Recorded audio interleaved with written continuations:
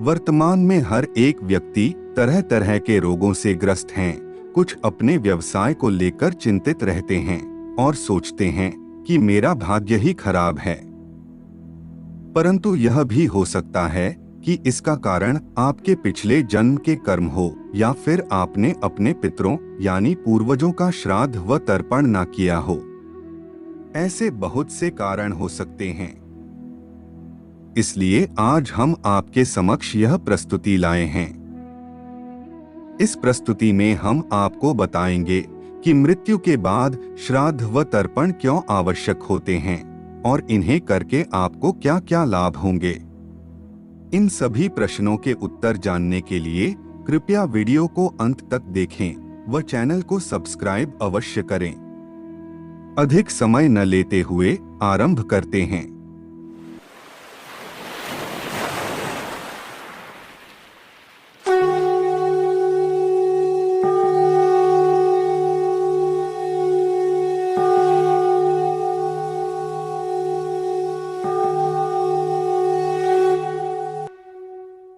सर्वप्रथम हमें श्राद्ध व तर्पण का अर्थ जानना होगा। सत्य और श्रद्धा से किए गए कर्म को श्राद्ध कहा जाता है और जिस कर्म से माता, पिता और आचार्य तृप्त हो वह तर्पण कहलाता है। वेदों में श्राद्ध को पितृयज्ञ कहा गया है। यह श्राद्ध तर्पण हमारे पूर्वजों, माता, पिता और आचार्य के प्रति सम्मान का भाव है। संतानोत्पत्ति और संतान की सही शिक्षा दीक्षा से यह पितृयज्ञ संपन्न होता है। इसी से पितृ ऋण भी चुकता होता है। श्राद्ध पक्ष का महात्म्य उत्तर व उत्तर पूर्व भारत में अधिक देखा जाता है। तमिलनाडु में आदि अमावसाई, केरल में करिकड़ा वावुगली और महाराष्ट्र में इसे पितृपंधरवड़ा नाम से जानते हैं। वेदों के अनुसार यज्ञ 5 प्रकार के होते हैं: ब्रह्मा यज्ञ, देव यज्ञ, पितृयज्ञ, वैश्वदेव यज्ञ और अतिथि यज्ञ। इन 5 यज्ञों को पुराणों और अन्य ग्रंथों में विस्तार पूर्वक बताया गया है। इन 5 यज्ञों में से ही एक यज्ञ पितृयज्ञ है। इसे पुराणों में श्राद्ध कर्म भी कहा जाता है। पितृयज्ञ या श्राद्ध कर्म के लिए अश्विन माह का कृष्ण पक्ष ही नियुक्त किया गया है, क्योंकि सूर्य के कन्या राशि में रहते समय आश्विन कृष्ण पक्ष ही पितृपक्ष कहलाता है।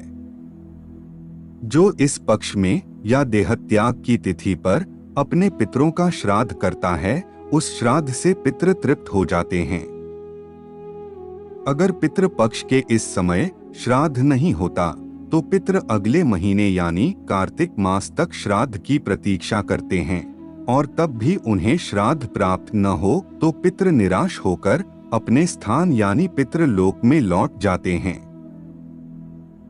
श्राद्ध कर्म मुख्य रूप से 12 प्रकार के होते हैं: नित्य, नैमित्तिक, काम्यक, वृद्धि, पार्वण, सपिंडन, गोष्ठ, शुद्धि, कर्मांग, दैविक, यात्रा और पुष्टि। इसके अतिरिक्त पुराणों में तर्पण कर्म को भी 6 भागों में विभाजित किया गया है: देव तर्पण, ऋषि तर्पण, दिव्य मानव तर्पण, दिव्य पितृ तर्पण, यम तर्पण और मनुष्य पितृ तर्पण।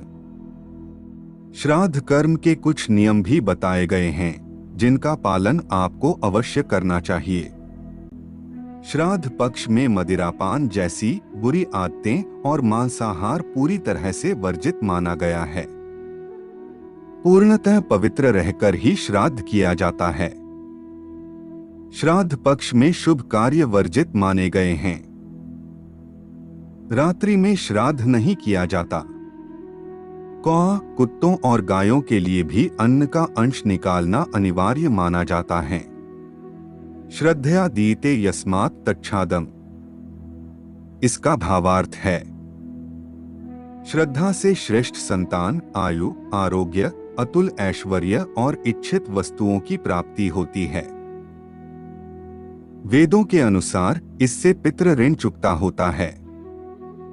श्रद्धायुक्त होकर श्राद्ध कर्म करने से पितृगण ही तृप्त नहीं होते, अपितु ब्रह्मा, इंद्र, रुद्र, दोनों अश्विनी कुमार, सूर्य, अग्नि, अष्टवसु, वायु, विश्वेदेव, ऋषि, मनुष्य, पशु पक्षी और सरीसृप आदि समस्त भूत प्राणी भी तृप्त होते हैं। संतुष्ट होकर पितृ मनुष्यों के लिए आयु, पुत्र, यश, स्वर्ग, कीर्ति, पुष्टि, बल, वैभव, पशु, सुख, धन और धान्य देते हैं। ओम अर्यमा न त्रिपिताम इदं तिलोदकं तस्मै स्वधा नमः। ओम मृत्योर्मा अमृतं गमय। इसका भावार्थ है, पितरों में अर्यमा श्रेष्ठ है। अर्यमा पितरों के देव हैं। अर्यमा को प्रणाम। हे प्रपितामह, आपको बारंबार प्रणाम है। आप हमें मृत्यु से अमृत की ओर ले चलें। आश्विन कृष्ण प्रतिपदा से लेकर अमावस्या तक ऊपर की किरण अर्यमा और किरण के साथ पितृ प्राण पृथ्वी पर व्याप्त रहता है। पितरों में श्रेष्ठ है अर्यमा।